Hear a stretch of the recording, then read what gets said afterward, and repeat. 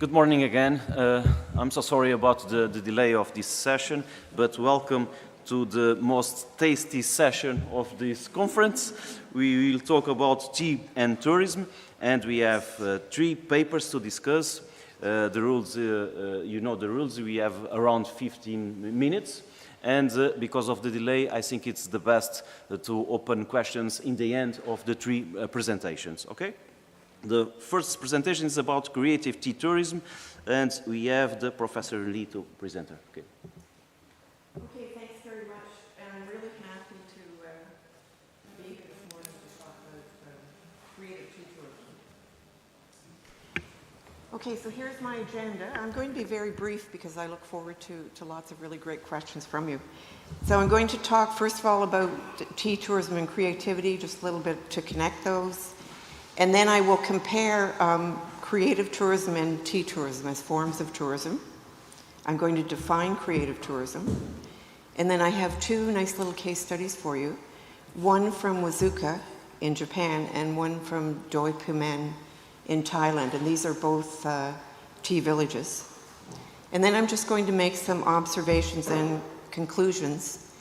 And then I'll say something about added things that you can read and give you some references. And of course, on the right-hand side, we have the Camellia sinensis. Okay, so tea, tourism, and creativity are really connected. So here we have the Japanese tea culture. And here we have, this is actually, that's actually my arm, you can see. Here in Darjeeling when I went on a world tea tour. So there we were picking what they call silver needle, because the tea plantations in Darjeeling are experimenting with Chinese types of tea. So just the bottom one leaf. And tea is also connected to creativity in many ways. Here we have the Japanese tea ceremony. And actually, last June, I was fortunate to do a tea tour in Umegashima in Japan, just above Shizuoka, in the mountains. And this is a community tea garden. So a lady there has rescued an abandoned tea garden, right? And it's maintained by volunteers, and then they use it for these programs. So here we have our community connections. It's even called Volunteer Tea Garden Green Connections, right? And we had a wonderful weekend there. We even, besides picking and processing tea, we even picked some of the local herbs and then did tempura for our lunch. So that was really wonderful. So just a couple of definitions. You all know the definitions of creative tourism by now. We've been talking the last couple of days. But to introduce tea tourism to you as a niche, so tea tourism is tourism that's motivated by an interest in the history, traditions, and consumption of tea. And the important thing, too, to realize is that it occurs at both producing locations and the consuming locations around the world where people are consuming the tea that's produced elsewhere. And recent author writing about tea, what they call tea culture tourism in China refers to the seasonal nature of the tea culture tourism at producing destinations where people like to go and see, you know, whatever the season is, you know, the 6 months or whatever, where the tea is picked is more exciting. So when I compared creative tourism with tea tourism, I found that they really have the same factors. Creative potential for visitors, active visitor participation, learning experience, reflecting the character of the destination, small scale, provided by cultural entrepreneurs, and lastly, supplementing other activities. Because we know that tea tourism is never going to be a large source of revenue, but particularly for tea plantations, tea gardens, tea cafes, tea shops, it's going to be a way of supplementing their revenue. So another revenue stream. So here, this is one of the villages I'm going to talk about, Doi Pumen, Thailand. I was there in 2018. So here I am, the lady in the blue hat here, having picked some tea and with one of the women from the village. This is a Lahu village, and it's up near the Thai-Myanmar border. So I've defined creative tea tourism as the creative use of local tea resources for tourism, developing networks between local communities, producers and visitors, thus encouraging creative tourism experiences while enriching host communities and supplementing production activities. And I think the connection with visitors is important if we look at the whole trend towards co-creation in tourism. So some examples from Japan, and this was the recent tea tour that I was on, the Yumigashima tea tour in June. So actually, part of our lunch, when I told you that we made the tempura, but in the morning we also made this, I'm not sure what the Japanese term is for this rice, like a rice ball. It had tea in it and cherry, and we wrapped it up and then we had it for our lunch. So there I am sitting in front of their tea garden.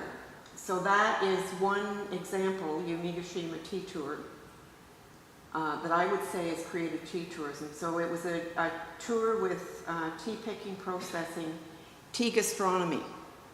You know, when we had a meal during that tour,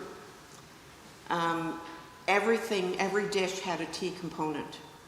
Tea was used in the cooking. And in fact, the person, Misako Sato, I'll mention her later as well, the person who's organized this has also been to Myanmar and learned how to make lempat, the fermented tea. And she's now making lempat out of their tea. Because one of the problems they have in this tea village high in the mountains is that they have a short season, right? Very short season. Another example, you can read more about them on the internet, is Kyoto Obubu Tea Farms in Wazuka, Japan. I'll also talk about Wazuka. So they have internships, tours, courses, workshops.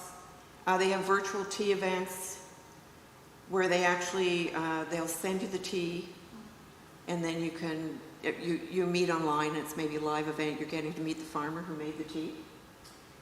And Nagasaki Ikudoke Tea, now the co-founder of Kyoto Obubu Tea Farm started this. So far in Nagasaki, so far they've only done virtual tea tours and tastings because guess what? He started it just before the pandemic, right? But it was as an offshoot.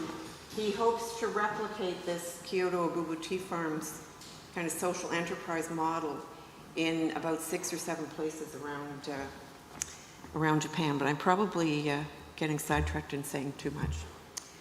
So if we look at stages in developing creative tea tourism, these stages could overlap. We have first informal hands-on activities provided in local homes where people can experience tea in a creative setting. You know, something like staying on a tea farm.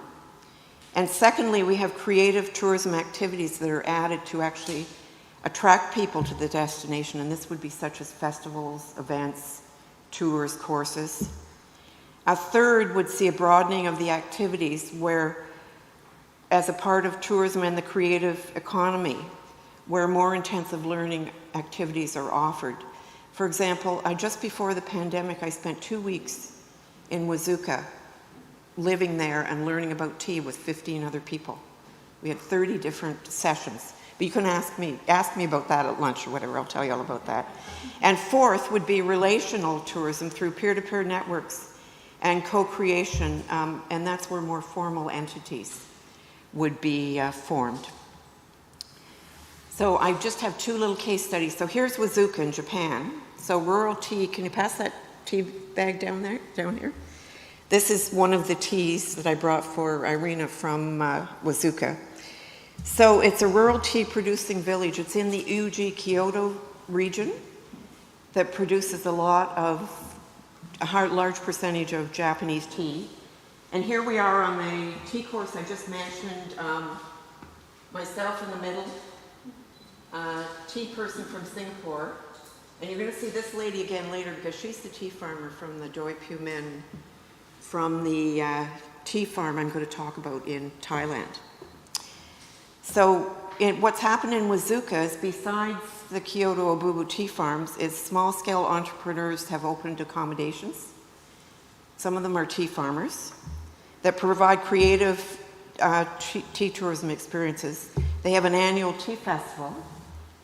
And then this Global Japanese Tea Association has developed that networks and offers training and activities and actually promotes Japanese tea to the world. So this is just an example of the farm stays. This one is more of a bed and breakfast that developed in Wazuka with activities. But you can see very limited occupancy, so very niche, and some experience would be included with your room rate, and others you'd have to pay something extra for, but you can do some really interesting things, such as green tea soba making, right? And tea brewing, but we just mean tea brewing, not making not making beer. Okay, so going on to case study 2. So here's this lady again, Yok, who's a tea farmer in Doi Phuman in northern Thailand.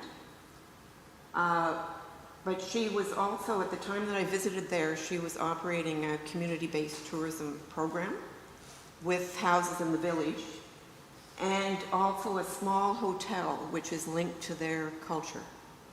Because it was actually the former king of Thailand who brought the tea plant to their village so that they could stop growing opium. And he actually, when he gave it, the king of Thailand gave it to her father, and she was a small child. And it's actually on the back of one of their bills in Thailand. So she has that story. So it's a Lahu village. Now they produce Camus sinensis assamica, right? So not sinensis, not the Chinese plant, the assamica.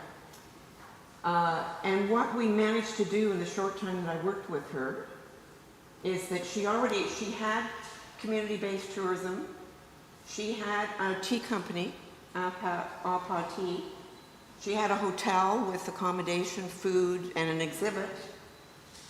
And we managed to diversify to adding tea tourism. So she added some other houses to the program with more intensive activities. And she was also partnered with the Chiang Mai MICE, Meeting Incentive Convention and Events Industry, for beverage and snack packages for conferences in Chiang Mai. And considering, she's 3 or 4 hours north of Chiang Mai. So taking her tea to these conferences and demonstrating it and then giving people specific packages. So these are the creative activities in Doi Phuman village and in the Lahu home hotel. The different creative people. I actually went with her and stayed overnight in the village. Am I 5 minutes? We're good then. We're good then. So I'm going to, just a couple more slides. I'm going to compare. So if we compare the case study, if we make it with the different stages, I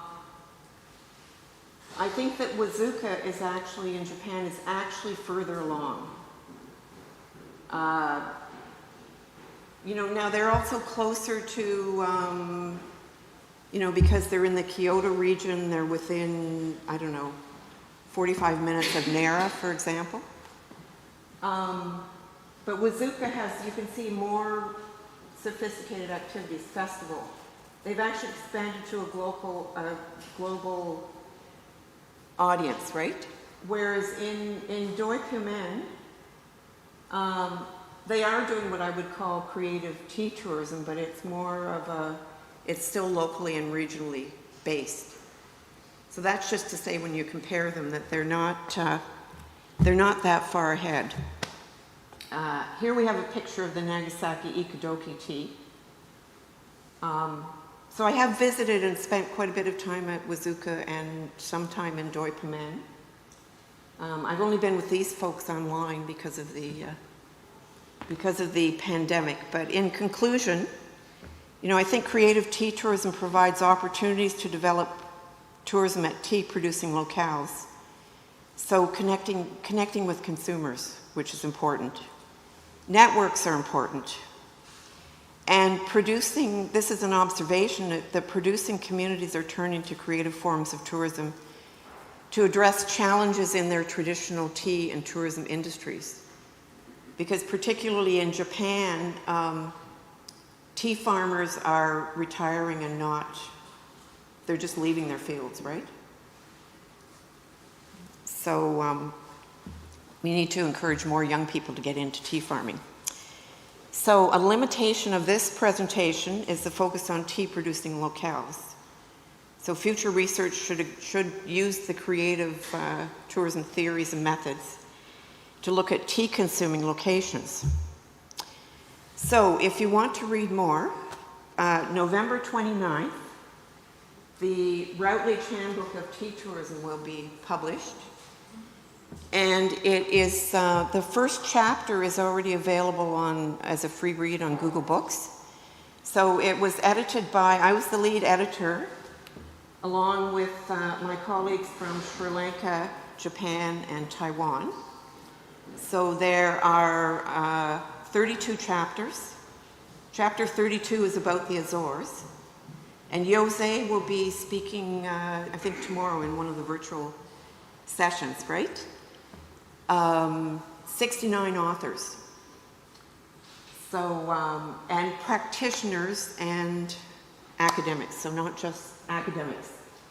So there's the book. If you just Google Routledge Handbook of Tea Tourism, I'm sorry I didn't get flyers, you'll see the link.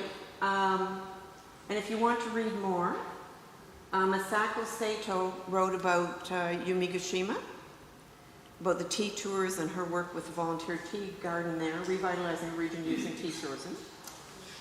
And Joan Pan and her colleague, they're from the University of Hawaii, they wrote about facilitating tea stories on Instagram.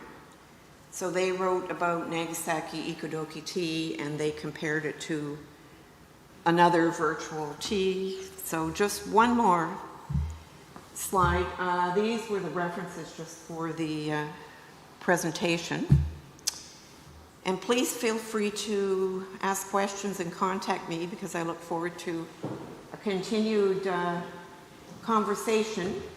And here we have, this was taken at the Japanese Tea Master Course. And so here's Yoke from Doi Puman. I managed through a partnership with Chiang Mai University to get them to pay to send her. And here is Moe Nagasima, who was initially an intern at Kyoto Bubu Tea Farms, but she actually came to Canada to the University of New Brunswick to study tea tourism with me. And we've now written a couple of book chapters. And these are the two, Natsu, who Kyoto Bubu Tea Farms, but he also started Nagasaki Ikodoki. And this is the co-founder, Aki. You can see when they're doing the course and talking to you, they're very expressive. Thank you. Here we go. Should I just... Thank you so much for your presentation. Okay. Let's move on to the second presentation. And remember to keep your questions until the end of the three papers to save time to the lunch. The second paper is about regional tea culture, tea teams, hotels, and tea creativity. And we have here a double presentation by Bo and Irene. Please, feel free.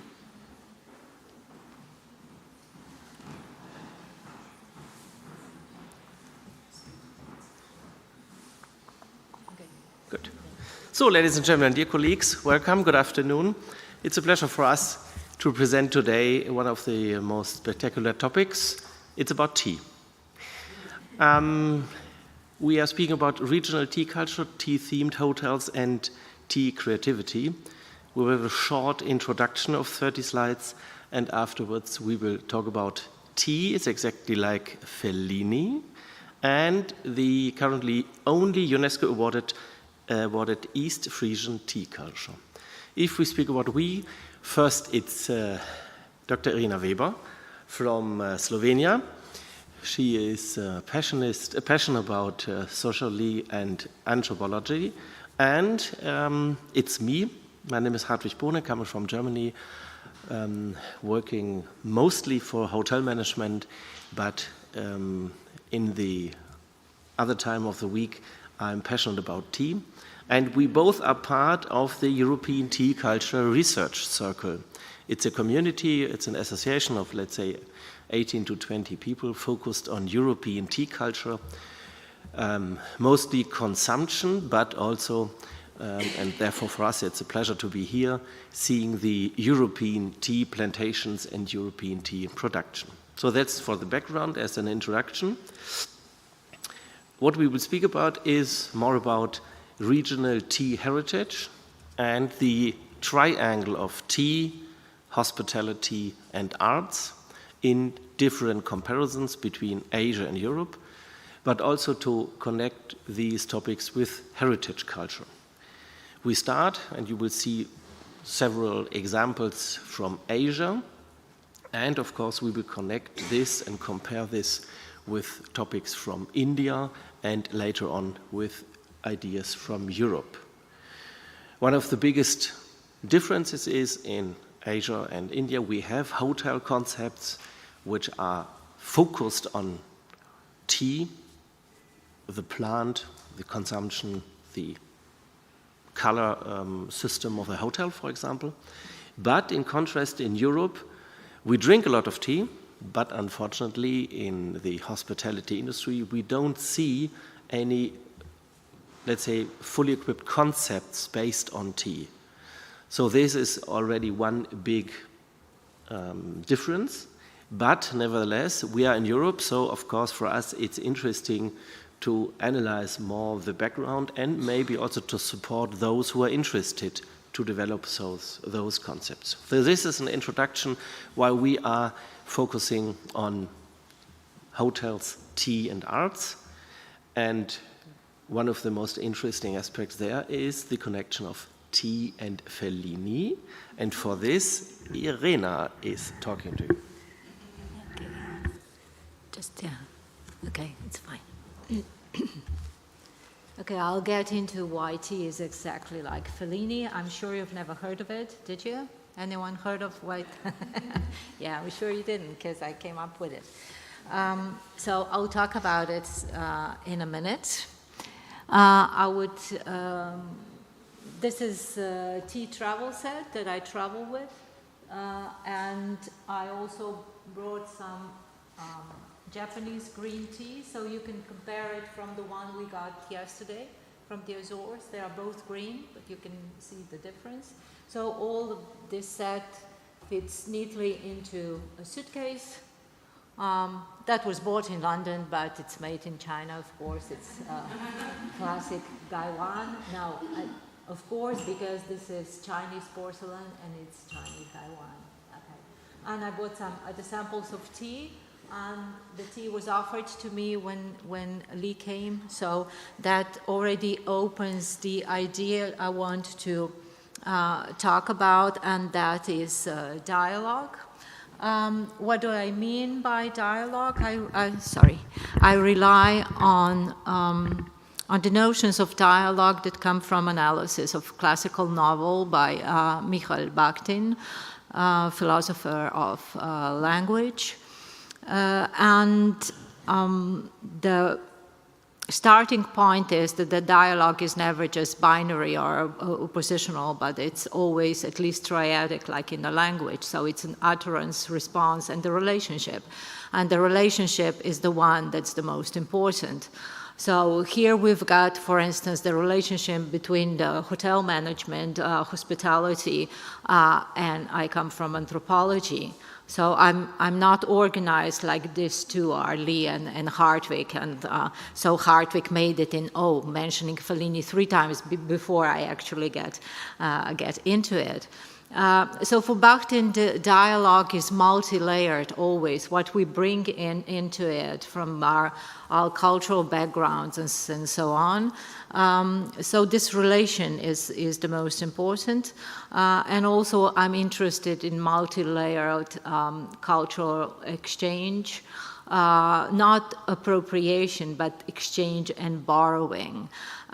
So when we made already a tour of tea plantations, but we met interesting lady who's into white tea, and she explained that this is Camellia sinensis assamica, and that the person who brought the knowledge here came from Mozambique, and the plant itself is from Malawi. So here's all of a sudden an African connection that's not officially mentioned because the Chinese is. So I'm interested in this multi-layered dialogue. So if we come now to this why tea is exactly like Fellini.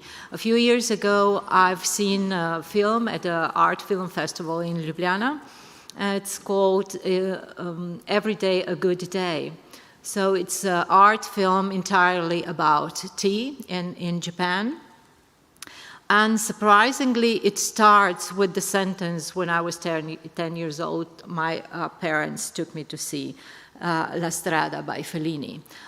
It's based on a book by Noriko Morishita, and the original title was also Every Day a Good Day, and then, well, the publishers changed it because it became a bestseller. They changed it into The Wisdom of Tea. Yeah. So that's, this is what she says. When I was 10 years old, my parents took me to see a film called La Strada, directed by Federico Fellini. One can only describe this tale of poor itinerant entertainers as bleak. Its meaning escaped me entirely, and I could not understand why a movie like this was considered a masterpiece. To my mind, it had nothing on Disney. She went to see it 10 years later, and 10 years later. And she said, each time I watched La Strada, it was an entirely different film, and it deepened with every viewing. In this world, there are things that we understand immediately and things that take time to comprehend. Once is enough for the former type of, but things in the later category, like Fellini's La Strada, reveal themselves to us only gradually, undergoing a slow metamorphosis over multiple encounters. And each time we understand a little more, we realize that we had only been seeing a tiny fragment of the whole. Tea is exactly like that. So you see, right? So it's summarized in one sentence. So tea takes time, knowledge, appreciation, and of course, it takes a place. So we come to the hotel in Taipei. It's called The Place. That's dedicated entirely to oolong. That's very close to green tea with the bright yellow color. And the proper transliteration would be baodong. And, but usually you will see it as puchong oolong, but that's the older romanization of the character. So baozong is the right transliteration. The whole hotel is dedicated to this one type of tea. And as far as I know, this is the only hotel that each of the spaces within are dedicated to this tea. So the social space is designed with elements of Chinese tea house, while the corridors and the rooms refer to the tea process and tea production. Yeah, okay, yeah, I didn't move it because here I see two pictures. So it's a social space, a tea house, room tea fields, tea production, and corridors at tea process, but all dedicated to this one type of oolong. If we go to Tokyo, then we are met by a tea master, and there the whole interior is dedicated to green tea, and the rooms, design of the rooms reminds us of traditional Japanese tea house. Another hotel in Taiwan is also entirely dedicated to tea, not just one type of tea, although the design would remind us in color to oolongs, because Taiwan is mostly known for the best oolongs. And in the rooms, aside from having a nice tea set available, there are photographs of tea plantations. If you want to be within tea plantation itself, then you go to Sri Lanka, where the hotel itself is not designed in a tea theme, but it's couched within the tea plantation, where you can get educated about tea, and, well, you get pampered with tea in different ways. And speaking about pampering, afternoon teas are also about pampering. So in the hotels, you've got afternoon tea, which is very much focused on food that accompanies that. So I was trying to look at the dialogue between Asia and Europe. So I looked up the art-inspired afternoon teas. This is Kusama. Perhaps you know her. She's a very picturesque, literally, Japanese artist. She loves polka dots. So it's an easy inspiration, so to speak, for the sweet afternoon tea. So these are examples from 2 London hotels. Okay, another one, and this one. And then I was trying to see what of the European art is presented in Asia. Or this was just Japan. So here we have Salvador Dali as a motive for afternoon tea in one of the hotels in Japan. We've got multiple artists here, the Banksy, Monet, Van Gogh. Perhaps Banksy is the one you can identify very clearly, the girl with the balloon. And of course, you will find Banksy in Europe as well, just in different form, but the same motive, the girl with the red balloon, right top left at the top. Of course, high fashion is also a form of art. So Hartwig and I indulged in the afternoon tea in Prague. The theme was tea by Valentino. So this is an example, yeah, and Hartwig commented it's Irena's green tea, not mine, because he's a black tea drinker.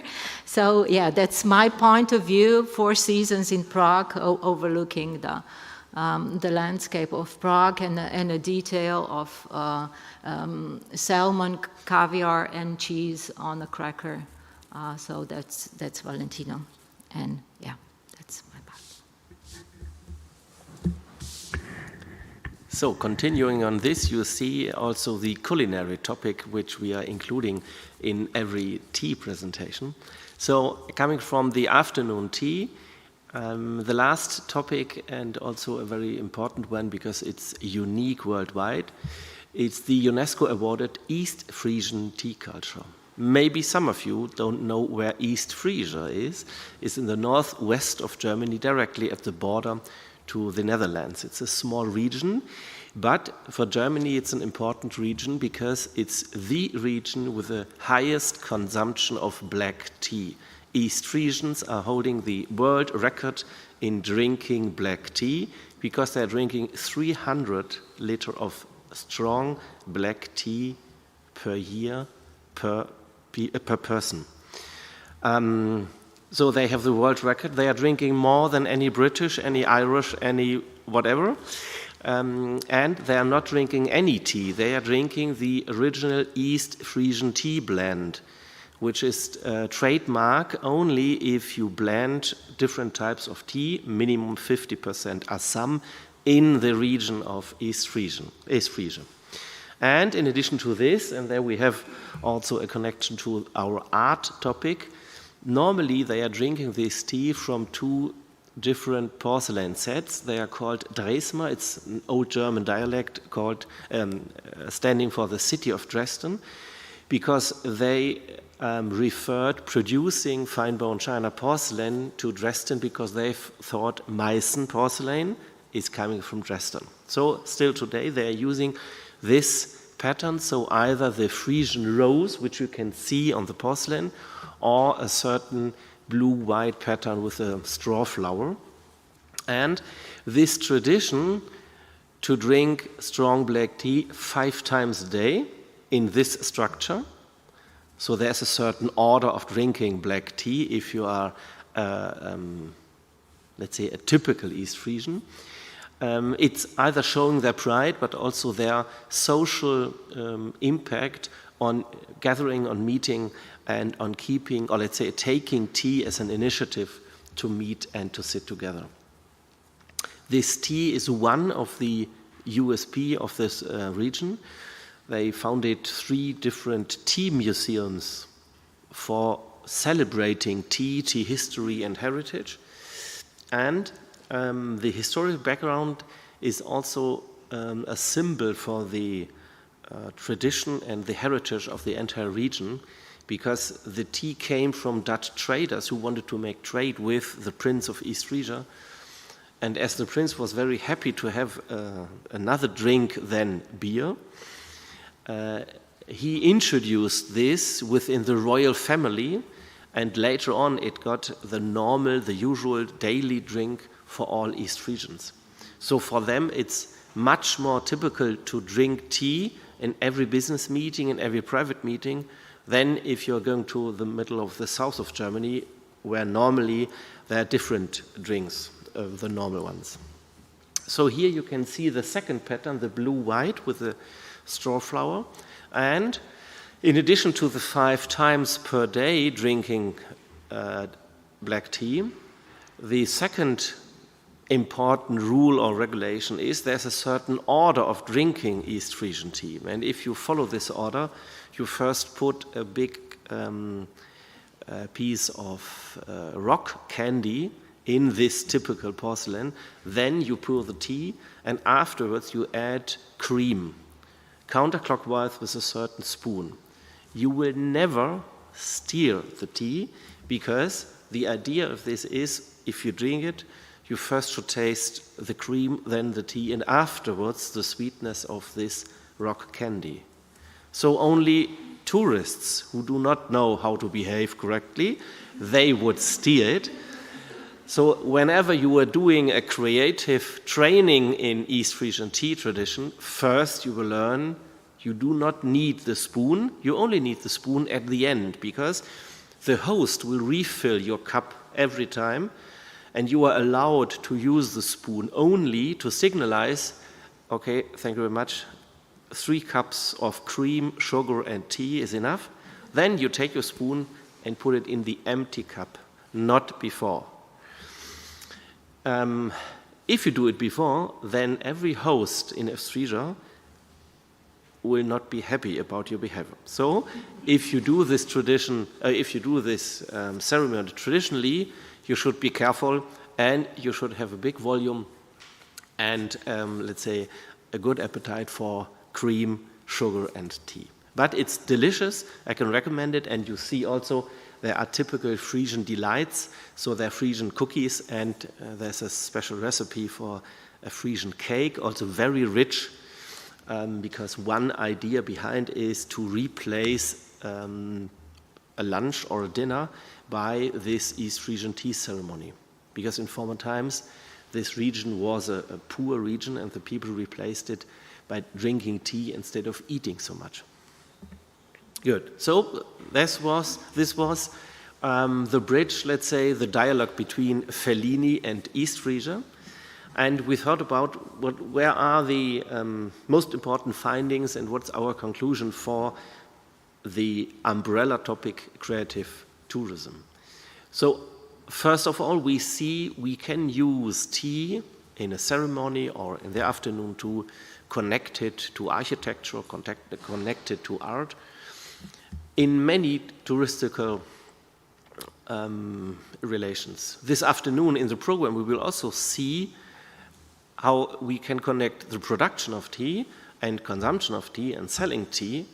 So this is first, let's say, idea of first, also a recommendation for others, using tea as a symbol for hospitality and including this in any touristic concept, using also art to underline this approach. Second, I spoke about the UNESCO award, and currently also obviously the Turkish tea culture is in the discussion of being awarded. So there is an interesting approach that not only wine, champagne, and coffee are recognized internationally, but also tea as a certain importance in types of good beverages. So this is a second opportunity for anybody who is producing or consuming tea or offering tea in hotels or restaurants to use this and to value this beverage. If we take art and tea, then we see many relations in terms of artists, but also in terms of interior design, where it could be useful and recommended, of course, to use this for offers in the hospitality. If we take the opportunity to give recommendations and to show perspectives, yesterday we heard a lot about networks, and of course I showed you one network about European tea culture. We listened to Lee, and of course there are other networks, for example, for international tea tourism. So this is one idea to connect people from East Frisia, Japan, Georgia, up to Canada, wherever they are tea lovers and tea and passionate about tea, they should be connected in order to develop this topic. Second, the focus on regional, individual pride and regional traditions is a big advantage, because people are coming, for example, to East Frisia for this issue of drinking tea and for this ceremony. And in this, we need qualified people, we need a good training, and we need high quality in these touristical offers. Creative, but high quality. And it is an opportunity for touristic entrepreneurs to think about tea and art, creating cakes, for example, or we can use tea in ice cream or in different offers for tourists. So there are lots of opportunities, and at the end, the most important sentence should be, while there's tea, there's hope. Thank you very much. Thank you.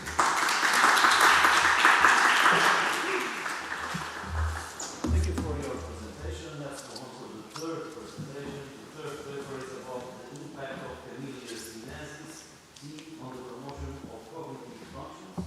And the presenter is a colleague of mine in the University of Azores, but in a different faculty of Science and Technology, and I can say it's simply the best. Professor Zabatista. Thank you.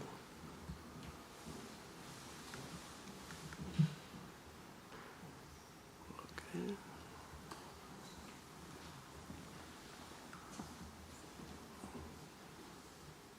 Good.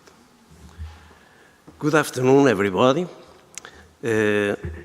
First, I would like to thank the organization, particularly the Professor Carlos Santos. I ask Professor José Simas to present my thanks. For me, it's always a pleasure to talk about tea. I will talk about the impact of Camellia sinensis tea on the promotion of cognitive functions, and always about the functional properties of tea. To have one idea, the dimension of the tea, if I divide the annual production of tea by 365 days and by 2 grams, is the weight of a tea bag, the conclusion is we drink in all globe 2 billion of teacups per day. This gives you the dimension of the tea. My passion for Camellia sinensis research tea start with this research paper, research article, Why Drinking Green Tea Could Prevent Cancer. I worked 16 years in a cancer institute associated with the Faculty of Medicine, University of Toronto. And I have the habit to, in the end, particularly in the end of the week, to look for papers about this topic. And I found one from Cleveland University with this title. To understand the title, Why Drinking Green Tea Could Prevent Cancer, I think everybody knows more or less how the cancer starts. Normally, it's from compounds we get from food or from the ambient. And these compounds are, we call the electrophilic compounds. It means compounds love electrons. This is the reason they attack the DNA of the cells. And they change a normal cell to a cancer cell. Or the way is by free radicals. I'm going to give one step back. The most important food we have is the oxygen.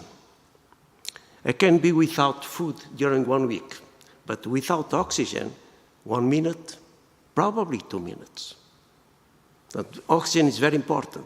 But the problem is 2%, the oxygen we breathe, is transformed in free radicals. And that once is killing us slowly.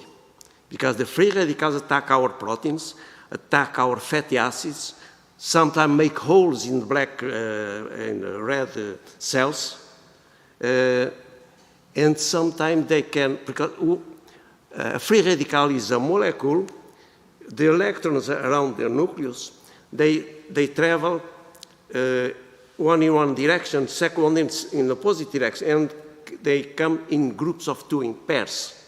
In a free radical, we have one electron with a pair. And he feels unhappy. And he tries, because he's very reactive, he tries to steal an electron from the neighbor and be neutral. But the neighbor starts a second free radical. And this one steals from the next neighbor.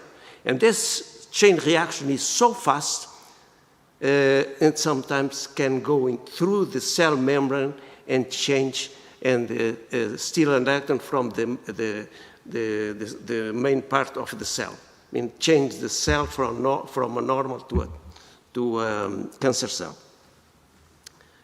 How can we resolve this problem? We can resolve this problem with the antioxidants. Antioxidant is a compound can give an electron to free radicals to be neutral, but don't steal electron from the neighbor. These antioxidants we have in our food, in our vegetables, in our fruits, but particularly in green tea. As everybody knows, the Camellia sinensis is an evergreen small tree from the Tiaceae family. The harvested tea is made from the bud and the first 2 or 3 leaves. And the steps to make the tea is first is the withering. It's a very important step. Normally it takes 24 hours, but there is a big influence between the withering and the quality of the tea. The second one is rolling, is break down the leaves to expose the compounds inside the leaves to the oxygen. This is the oxidation or fermentation step. And after this is the drying process, is another important step, particularly the temperature. And after this is selection and the packing. In the Azores, particularly in Guyana, they have the green tea, is non-fermented tea. They have oolong tea, is a semi-fermented, and they have the black tea, is totally fermented tea. This is the compounds we have in the tea leaf. This language in chemistry, by this structure, I think is the more universal language. I don't speak Chinese or Japanese, but if I show this to a Japanese people, he knows what I'm talking about. Okay. When I was in the Faculty of Medicine, I told you I have the habit to read papers. And I remember to read the paper about the Cleveland University. And I was very excited. And I decided to buy tea from different parts of the world: Japan, China, Taiwan, Korea, Sri Lanka. And I brought with me to the Azores University, and I developed a methodology to separate the compounds that have effect in reducing the risk of cancer, the effect reducing the cardiovascular diseases. This is the result. This is the separation of the compounds from the tea. I think it doesn't work very well. No. Okay, this is the left side is the compounds I have in the green tea. In this right side, the compounds I have in black tea. Okay, good. Okay, this is in green tea, this is the black tea. In the tea leaves, we have a lot of enzymes. And one of the enzymes is this polyphenol oxidase.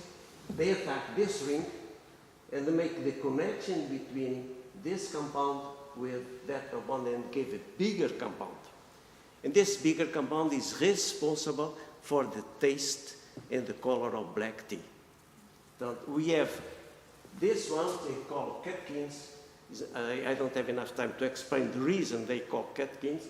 And that one's in black tea is called thioflavines. That the compounds polymerize and give a different ones called thioflavines. This react with this, give the first one, first thioflavine. This react with this second thioflavine. This react with that one, third thioflavine. Then this with this is fourth thioflavine. This is very important. This is called thioflavine 3,3-line digalate. It's very important because it's antiviral compound. And now we need, because this diseases about the virus, we need viral compounds to decrease the disease. I brought this to teach you how to make green tea. Of course, to make tea, we need to have the tea leaves, and we need to have water. Okay, I made this experiment to use water at 50 degrees, 70, 90, and 100 degrees. When I got 70 degrees, after this temperature, the compounds, the catkins of the tea going down. So to make tea, we need to boil the water as a precaution, wait 2-3 minutes until it reaches 70 degrees, and then pour the water on top of the leaves. Otherwise, you are losing the good compounds, the beneficial compounds for our health. Okay, functional properties of Azorian tea. I give you only topics because I don't have time to talk in details. Green tea helps prevent heart disease and stroke by lowering the level of cholesterol. Even after the heart attack, it prevents cell deaths and speeds up the recovery of heart cells. Green tea helps with our body weight loss because the green tea is thermogenic, means increase the speed of the reaction in our body. And it can burn up to 70 calories in just one day. In 1 year, around 7 pounds in 1 year can lose. Green tea can help reduce the risk of rheumatic diseases because can reduce some kind of cytosines that make the etiology of the rheumatism. Green tea has benefits for our health as it protects the cartilage by blocking the enzyme that destroys the cartilage. The very key to this is the high fluorine content. Content found in it, and it helps keep our bones strong. This is good also the fluorine for our enamel, tooth enamel, to protect the teeth. If we drink green tea every day, this will help to preserve bones density. Antioxidants in green tea helps to prevent against cell damage in the brain. People drink green tea are less likely to progress with Parkinson's disease. There are a lot of papers about this. Because when we breathe oxygen, 25% of the oxygen go to the brain, because the brain needs a lot of energy. And the energy came from the reaction between the glucose and the oxygen. During this oxidation, we get energy. Tea helps slow the process of reduced acetylcholine in the brain, which leads to Alzheimer's disease. We have in our body millions of neurons. And to communicate between the neurons, we have chemicals called neurotransmitters. And what's happening when during the aging process, this neurotransmitters start to be lazy, a little bit slow, and we start to forget things. And we start to have a slow meaning. To have one idea, if somebody touched me in the back, I will receive a message in my brain to rotate my head to see who to touch my back. The speed of this information is in milliseconds. Was calculate this speed of the communication in our body is around 700 kilometers per hour. This is the speed that's going down when the aging process increases. And we have compounds can help this, can accelerate the speed between the neurons. And I will show you later. Antioxidants in green tea protects the skin from the harmful effects of free radicals, which cause wrinkling and skin aging. The solar greens needs to have extracts of green tea, or vitamin E, for example. We need antioxidants to neutralize the free radicals in our skin because of the solar radiation. Therapeutic application of Camellia sinensis is a cancer prevention. It's a cancer prevention for two reasons. One is initially because the green tea contains a lot of antioxidants, can neutralize the free radicals. And during the progression of the tumor, when the tumor grow up, some cells can go out using the bloodstreams and go to another place, to another organ, create a colony of the first tumor. This cell carries with her one enzyme called urakinase. Urakinase is a proteolytic enzyme that helps to the cell to fix in a different matrix, in a different organ. If I eliminate the proteolytic activity, I destroy the possibility to the cell to fix. And we can do this with the antioxidants from green tea. There are a lot of papers about this. Oh, sorry. Is a cardiovascular disease prevention of brain-generative diseases, reduction of bad cholesterol, anti-inflammatory, antibacterial properties. There is an interesting paper from Young about the bad cholesterol. He make experiments, measure the level of cholesterol, the HDL cholesterol, LDL cholesterol, and after this, they give to the animals, to the rats or mouse, they give some food with saturated fat. And of course, the LDL cholesterol increase. After this, he had to this diet compounds from green tea, and the LDL reduced. So the effect of the green tea in the level of cholesterol. So green tea is hypocholesтеролemic. Reduced it. Okay, then another one, anti-inflammatory, antioxidant property. Good. This is the star of the tea. L-theanine. I told you I bought tea from different parts of the world. And when I start this investigation to comparing tea from the Azores Islands with tea from Japan, China, I notice the tea from the Azores is less astringent, less bitter. And I start to think, probably the tea from the Azores contain one amino acid that is a little bit sweet. And there is only this amino acid in the plant, in rare mushrooms. Okay, but at that time I don't have possibility to investigate.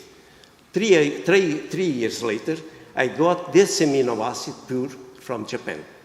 And I started to compare. And I found the conclusion was this. I found in the green tea, in the average of 13 samples from China, I got 1.52 milligrams of theanine, this amino acid. In Japan, 1.34, Korea, 0.83, Taiwan, 2.83, and the Azores, the Guyana, 3.12, means the double of this amino acid in China. And I was very excited. And I decided to present a project to investigate this. The project was approved, and the results, okay. L-theanine enhanced the cognitive functions, means increase the speed of the neurotransmitters. Predominant amino acid in camellia sinensis that contributes to the taste of sensation umami. Umami means less astringent. L-theanine starts in the root of the plant. From the reaction between glutamic acid and ethylamine, travels through the plant until the leaves, and in the leaves is the skeleton of the catechenes of the green tea by the effect of solar energy. Like this, solar energy. Okay?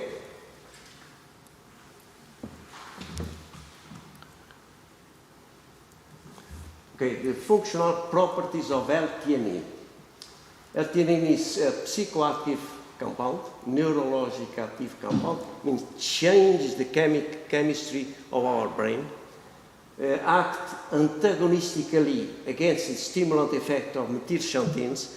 Methylxanthines are stimulants, caffeine is a trimethylxanthine. For example, in tea, if I compare the amount of caffeine, for example, in coffee and in tea, if I have 1 gram of each, I have around half of the amount in tea. But in tea there is caffeine and there is theophylline, theobromine, and the three together can be more stimulant than coffee. The L-theanine increase the level of gamma-aminobutyric acid, GABA, the serotonin. Without serotonin you can't sleep, and the dopamine gives us a sensation of well-being. The L-theanine improves memory and sleep quality. Another property is the protection of vascular cerebral system and prevention of the brain degenerescence. I can give you some examples of the effect of L-theanine. A pure and safe L-theanine dietary supplement for relaxation and stress relief. L-theanine, our unique anxiety reducer and mood enhancer, increase alpha waves and alertness. Our brain emits waves. For example, if I have in a deep sleep, the frequency of these waves is around between 0.5 until 4 cycles per second. If I am in some drowsiness, is between 5 and 7 cycles per second. If I awake, still with my eyes closed, this is the time when the brain has more creativity. It's called alpha waves. For example, if a person goes to a meditation, he's creating alpha waves. It's relaxing. Another one, by the Skakuda, was a good researcher in tea, neuroprotective effects of theanine and these preventive effects on cognitive dysfunction. Pradip is another one. the paper is published, The Neuropharmacology of L-theanine, a possible neuroprotective and cognitive enhancing agent. Another one, green tea supplementation produces better neuroprotective effect than red and black tea in Alzheimer-like rat model. Another one from Campfield in 2014, acute effects of tea constituents, L-theanine, caffeine, and epigallocatechin on cognitive function and mood. It was a review article. 2 weeks ago, we presented the results of this research about the tea very rich in theanine. We studied all the parameters during the tea production. What is the effect of the withering in the amount of this amino acid? The effects of time and temperature of drying. Where is more amount of theanine in the plantation zone? We found zones, for example, with double of the amount of this amino acid than others. But we studied all these parameters and we found the conditions to increase this amino acid around 60–70%. And this is the only type of the tea with this quality, with the theanine. This is a promoter of our cognitive functions. The production of tea rich in L-theanine, we try to find the best processing conditions, location, look for location in the plantation, and the harvest time, what is best in spring or in summer. We found to get the best tea for more amount of this amino acid is between March until May. After May, we have more solar energy, we have more catechins, but less amount of this amino acid. Contribution of the tea industry to the regenerative development. To make life in our planet sustainable, Guyana tea plantation is friendly to the environment, following the concept of zero emission. Tea is produced without pesticides and fungicides. There is no tea pests in San Miguel Island. The soil is fertilized with vegetable manure, and the energy is generated by a company hydroelectric central, therefore without the consumption of fossil fuels. Contribution to the tourism destination resilience. The Azorian tea plantation, Guyana and Porto Formoso, are creating a novel type of black tea, we started 6 months ago, to protect the tourism industry for COVID-19 infectivity, and also to prepare the tourism for future pandemic crises that eventually will emerge in near future. The novel black tea will be rich in antiviral compounds that will inhibit one of the SARS-CoV-2 proteolytic enzymes called chymotrypsin-like protease that are crucial for the virus replication and consequently reducing the SARS-CoV-2 virus infectivity. Today I conclude my presentation with this Japanese proverb: if a man has no tea in him, he is incapable of understanding truth and beauty. Tea is a steaming cup of natural therapeutic compounds. Thank you very much. So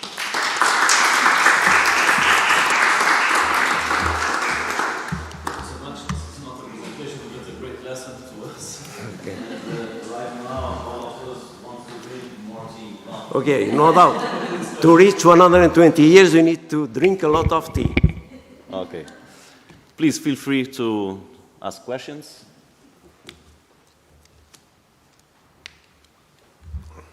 So Lee, I was wondering, you mentioned in In one of your examples, you mentioned that a Japanese example is working as a social enterprise, right? So I was wondering if there are any challenges with that in terms of tourism. And the other question would be, what is the price of the workshops you presented? The range, the price. Oh, okay. Thank you very much. Yes, in terms of Kyoto Obubu tea farms, they call themselves a social enterprise, but I don't actually have any proof of their, how they're incorporated or whatever. And can you just repeat the part of your question that had to do with the social enterprise? If there are any challenges with that. Yes. Okay. No, the challenges. Okay. So the two farmers, Matsu and Aki-san, they call him. They came to Wazuka, and they weren't tea farmers, so they started tea farming by renting the abandoned fields. The challenge for them was their business, their social enterprise really did not take off until they started a subscription tea club of people from all over the world who subscribe, and symbolically they own a tea field, but then 3 times a year they get a shipment of tea. And that's one of the only examples I've found of that model. But Renegade Tea Estate in Georgia, where they're, a group of people, actually from Estonia, are regenerating the abandoned tea fields. And this summer, they put their production over to subscription. So community-supported agriculture. And the second part of your... the price of the workshops. Well, I would say quite expensive. These niche tea tourism products. Okay, if you want to go to Kyoto Obubu tea farms, they run tours, and they've started them day tours where you can go for half a day or a day. They've started them up post-pandemic. It might be $100 US. A few years before that, I went to Japan. I spent a day with a tea farmer in Shizuoka, but I had to pay for 2 people because their minimum was 2. The residential course would be, a few $1,000s, maybe $3,000, including 2-week course, including accommodation, meals, transportation, everything. So these are high-end. Those are high-end experiences. Not the other one, the Thai village. You could probably go there very cheaply. You could stay at Yoke's Hotel for $10 US a night, and probably take a tour into the village for something similar. Thanks. Another question? Oh, yeah. Thank you for very interesting presentations. And I don't have a question, I'm just reminding you we're at 1 o'clock, we need to go to lunch soon, right, Walter? And after lunch, we're going to visit the 2 tea factories. Now, given the fact that the group is quite large, to go all in one, just hit the factories, you're gonna see they're not big. We're dividing into 2 groups, so there will be 2 buses. So you divide up into 2 groups. One bus will go to one of the factories, to Porto Formoso, the other one will go to Goiânia, and you'll stay about an hour at each one, and then we'll switch, okay? And during the second hour, each of the factories will be serving you tea. There will be an afternoon tea for you, okay? So information. I'll have to pass this on to everybody else, but just taking this opportunity so you already know what's going on, okay? Thank you. Thank you. Fantastic. Thank you. Yes, please.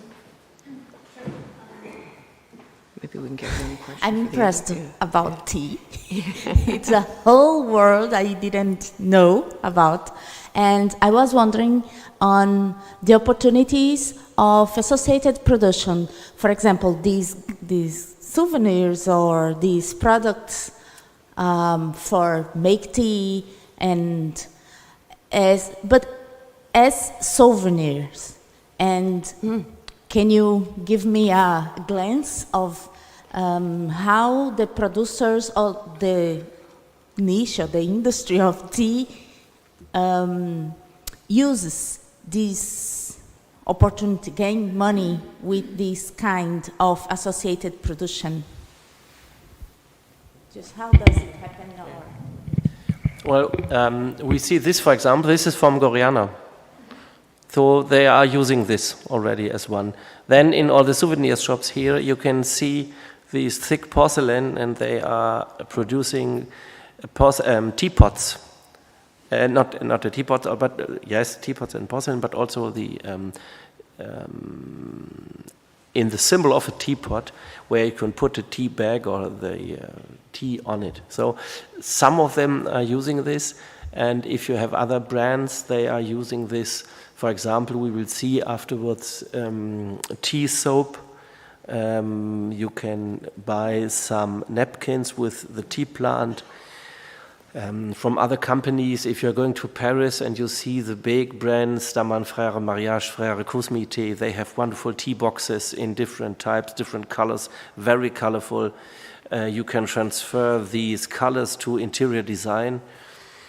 In types of souvenirs, you can buy many of these spoons in 20 or 30 different types. You can buy small porcelain pots or small porcelain cups, porcelain boxes.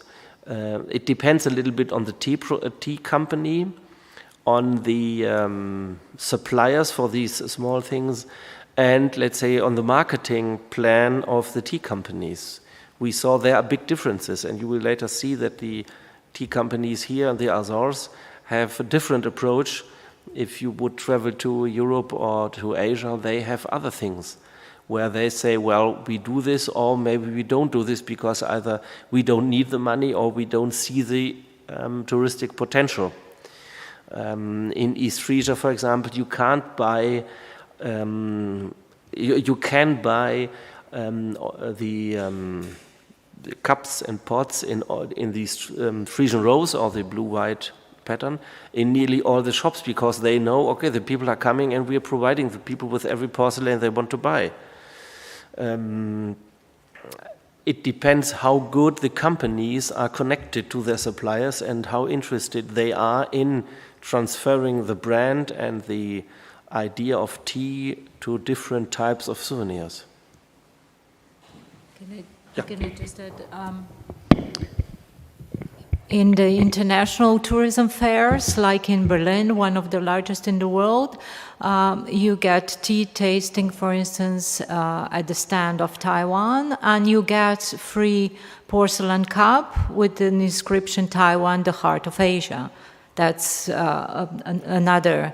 But in Asian countries, I don't know, in Taiwan, everywhere you will get all sorts of utensils, or particularly in tea shops, you have a range of, not you buy tea, but you can buy all the utensils, or you can order them. Even in Ljubljana, I come from Slovenia. If you want to gong fu cha set, you can get it with no problem.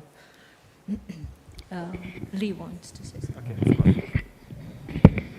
Just to add, in the case of Doi Pumen here, that Yoke invited a group of artists to come to the village and sketch their tea village, and then she put that on the label of their tea tins on the front. It's an opportunity for the Azores. I mean, we have a long list of suggestions. Yes.